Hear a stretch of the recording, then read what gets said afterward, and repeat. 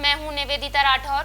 आइए नजर डालते हैं आज की खास खबरों की। जबलपुर का डुमना एयरपोर्ट अब किसी अंतर्राष्ट्रीय एयरपोर्ट की तरह नजर आएगा। करीब 450 करोड़ रुपए की लागत से डुमना एयरपोर्ट को भव्य और अत्यधिक संसाधनों से संपन्न बनाया गया है। करीब 4 साल से चल रहे डुमना एयरपोर्ट के विस्तारीकरण का कार्य अब पूरा हो चुका है और 29 फरवरी को प्रधानमंत्री नरेंद्र मोदी इसका लोकार्पण करेंगे। प्रधानमंत्री नरेंद्र मोदी वर्चुअल कार्यक्रम के जरिए डुमना एयरपोर्ट को लोगों के लिए सौंपेंगे। इस एयरपोर्ट में 300 कारों की पार्किंग के लिए स्पेस बनाया गया है। नया आईटीसी टावर, नई टर्मिनल बिल्डिंग के साथ ही रनवे का भी विस्तार किया गया है, जिससे अब कई एयरप्लेन इस रनवे पर दौड़ सकेंगे। इसके साथ ही एयरपोर्ट में नाइट लैंडिंग के लिए भी व्यवस्था बनाई गई है।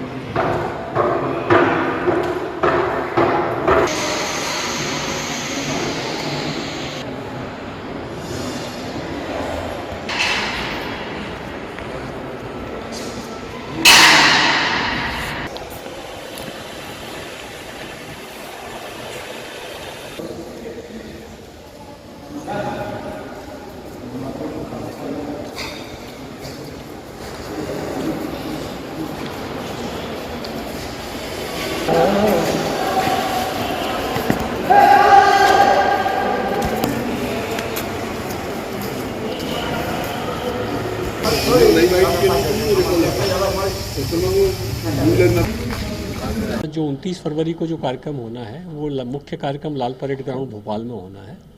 उसमें माननीय प्रधानमंत्री जी वर्चुअल रूप से उपस्थित रहेंगे।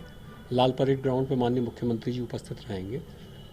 इस कार्यक्रम में प्रदेश के बहुत सारे कार्यक्रमों का लोकार्पण और भूमि पूजन होगा और कई विभागों के द्वारा कर्मचारी नियुक्त किए गए हैं, उन कर्मचारियों को नियुक्ति पत्र का वितरण होगा। इस कार्यक्रम का लाइव टेलीकास्ट प्रदेश के सभी जिलों में होगा। जबलपुर में भी इसका लाइव टेलीकास्ट होना है। माननीय मुख्यमंत्री जी के निर्देश ये हैं कि हर विधानसभा क्षेत्र में कम से कम एक जगह पे जो इसका लाइव टेलीकास्ट होना चाहिए। इस प्रोग्राम में माननीय मंत्री जी ने जैसी जानकारी दी है, लोक निर्माण विभाग मंत्री जी ने, ये जबलपुर एयरपोर्ट टर्मिनल जो है उसको भी शामिल किया गया है, मतलब प्रस्तावित है वो भी, तो उसका भी लोकार्पण का कार्यक्रम इसमें होगा। और इसके साथ साथ वो जो अलग अलग विभागों के बहुत सारे काम हैं, लगभग हमने जो कंपाइलेशन किया है 500 करोड़ से ज़्यादा के काम हैं, तो इन सारे कामों का भी लोकार्पण या भूमि पूजन का जो कार्यक्रम है वो अलग अलग लोकेशंस पे होगा। अभी हम उसकी रूपरेखा तैयार कर रहे हैं। एक बैठक मेरी माननीय विधायकगण के साथ हो गई है। दूसरी बैठक 25 तारीख को माननीय लोक निर्माण विभाग के जो मंत्री जी हैं उनकी अध्यक्षता में मॉर्निंग में प्रस्तावित है। उसके बाद कार्यक्रम की आउटलाइंस जो हैं वो तय करेंगे और कुल मिला के प्रोग्राम जो है वो लाइव टेलीकास्ट का है। उसके साथ स्थानीय स्तर पर कार्यक्रम जो है वो जोड़े जाएंगे।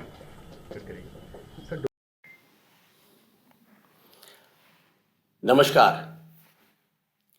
2004 में जब मैं पहली बार जबलपुर लोकसभा से चुनकर आया, तब उस समय जबलपुर को एक बड़ा गांव कहा जाता था जो दंश की तरह चुभता था।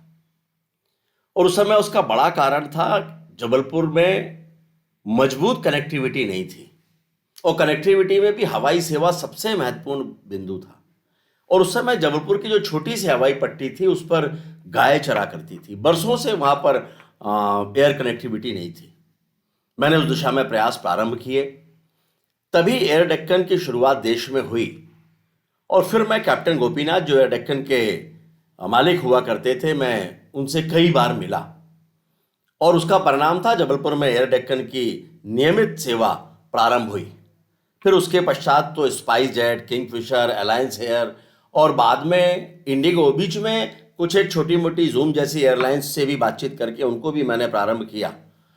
और उसका परिणाम ये हुआ कि जबलपुर, मुंबई, दिल्ली, हैदराबाद, पुणे, अहमदाबाद, कलकत्ता, बिलासपुर, बेंगलोर, ऐसे सभी शहरों से सीधे हवाई सेवा के माध्यम से जुड़ गया।